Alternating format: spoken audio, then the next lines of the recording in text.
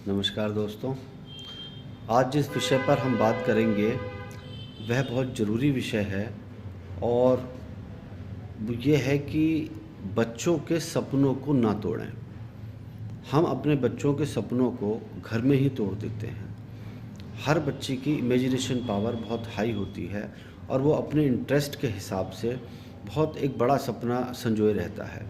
लेकिन जब वो बात बड़ों के सामने आती है या वो शेयर करता है अपने बड़ों से, तो बहुत सारे लोग ये कह देते हैं कि नहीं, तुम्हारे बस की ये नहीं है, पहले पढ़ लो फिर देखेंगे। इस तरह से उन बच्चों को थोड़ा सा डिमोरलाइज़ कर दिया जाता है और वो सपने उनके कहीं ना कहीं वहीं चटक जाते हैं।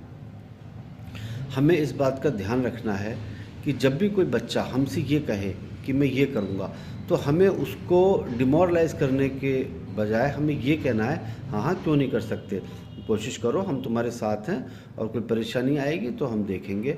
हर काम में वो बच्चा उस काम को कर पाए ना कर पाए ये अलग बात है, लेकिन कम से कम शुरुआत में ही तो उसके सपनों को ना तोड़ा जाए। तो इसके लिए मैं आपको एक कहानी सुनाता हूँ। वो छोटी सी कहानी है। एक गांव में दो बच्चे थे, एक 6 साल का था, एक 10 साल का था। उन दोनों में बहुत अच्छी दोस्ती थी, लगभग दोनों साथ ही रहते थे सारा दिन। एक दिन खेलते खेलते वो गांव से बहुत दूर निकल आए और वहाँ पर कोई नहीं था दूर दूर तक। वहाँ एक कुआं था और वो बड़ा वाला बच्चा खेलते खेलते उस कुएं में गिर गया और उसके चोट भी लगी, वो रोने लगा। तो छोटे वाले बच्चे की समझ में नहीं आया कि मैं क्या करूं। तो वहाँ पे एक रस्सी थी और उसने उस रस्सी को कुएं में डाल के 10 साल के बच्चे को बाहर निकाल दिया।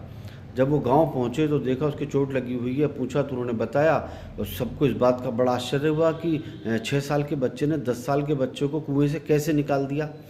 ये बात जब वहाँ पे गांव में एक बहुत बुजुर्ग थे, बड़े समझदार आदमी थे, वो उनके पास तक गई तो बोले हाँ ये हो सकता है, क्योंकि वहाँ पर दूर दूर तक इस बात को कहने वाला कोई नहीं था कि तुम ये नहीं कर सकते।